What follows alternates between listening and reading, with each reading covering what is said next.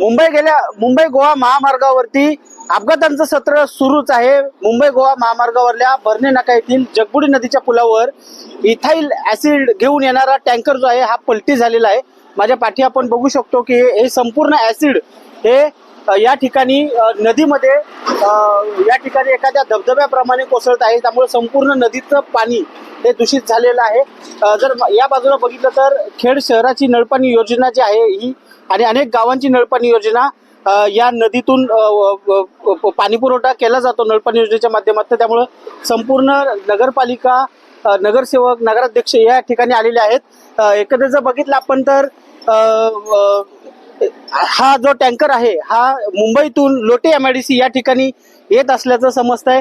या ठिकाणी आता कोणती कंपनी होती हे मात्र अद्याप समजू शकलं नाही। मात्र लोटे MIDC मधील जी टीम आहे, सेफ्टी टीम आहे, ती आता थोड्याच वेळात या ठिकाणी येऊन गळती रोखण्याचं जे प्रयत्न आहेत हे या ठिकाणी केले जाणार आहेत।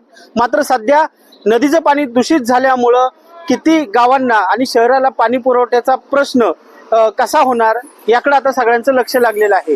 चंद्रकांत बनकर, न्यूज 18 मराठी, खेड रत्नागिरी।